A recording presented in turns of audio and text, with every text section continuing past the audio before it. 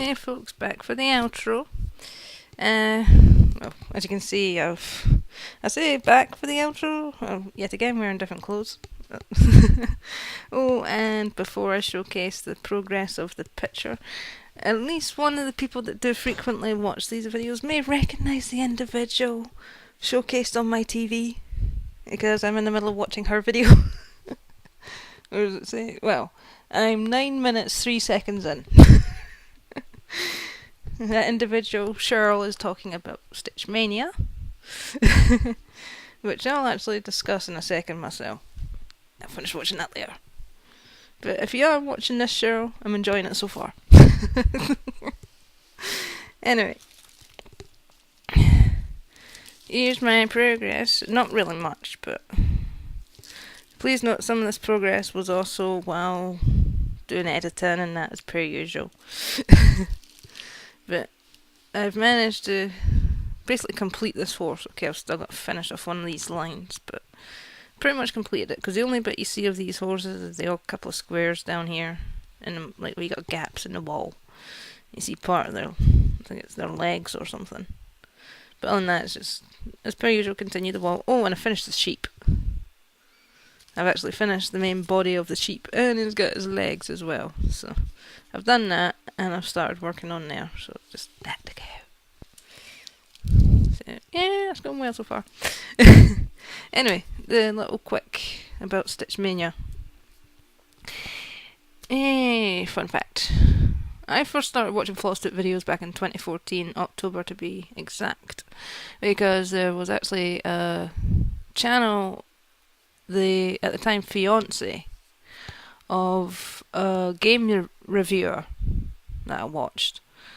She did like collecting trading cards and stuff like that, but she also liked cross-stitch, and she cross-stitched one of the Pokemon from the Pokemon franchise, a ghost type. And I thought, oh, interesting, folks are cross-stitching all these sprites and characters, whatever. So I decided to look up, other cross-stitch pictures and that for Pokemon, and I found the channel of Lizard Lee. That's what it's called. Elizabeth, in other words. And she did like this massive picture for Pokemon. It was like the entire first 150 Pokemon on this picture and that. And like she then progressed into doing other pictures. Like her favourite designer is Joan Elliott and things like that. So like the way she did it was like she'd actually do stitching videos, so you'd literally see things from start to finish. It's the Stitch for Me type thing. Or what would, I suppose you could call the Stitch for Me format. But like I only actually watched her channel for like at least a couple of years.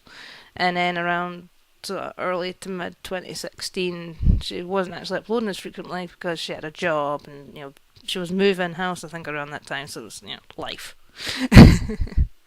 and it wasn't until a bit later in the year that she started uploading again. But during that period of no videos from her, I decided to look up, does anyone else do these videos? And that's how I found some of the more common, I suppose what you call the common Flosstube channels. You type in Flosstube and you get all the regular names come up. So I found a good chunk of them, and I decided to watch the odd one or two videos here and there. And it was during one of the videos I watched, I think later in the year or something, that folks were talking about Stitch Maynia. They'd said about what they'd started during Stitch Maynia and everything, and I'm like, what? Because obviously I'd never heard of it. And like, it's like they start all these different projects the first 15 days of May, or they work on something from previous years, and it's like, yeah, interesting. I'm not one for multiple starts, so as interesting as it is, not for me. But it's nice to see people doing all these different things. And that. But so yeah, I just thought I'd give you that quick brief how I learnt about Stitch Maynia. As I said, to be honest, no offence to the folks that started it and everyone that participates in it. I hope you enjoy it and everything, but it's not for me. But the most I'd end up doing is 2 projects or something. And that's like fabric-wise, if I'm doing a fabric project and or digital. If I were to do anything Stitch Maynia, it'd just be digital pictures. I'd be constantly starting another digital picture. And I don't know if they allow digital cross-stitch. Yeah, I'm not sure if that's acceptable, so... Anyway, I'm going to sign off for this video, because there's one more thing for Monument Valley to be shown. Be warned, it's going to be very short, because it's technically one level, but it's broken up into sections, and thus it lasts about 15 minutes, if that. So, yeah, the next Flosstube ain't going to be very extensive. But I'm going to finish this one, and I'm going to move on to that one. So, hope you enjoy. And for anyone that will be participating in Stitch Maynia and stuff, the best of luck to you.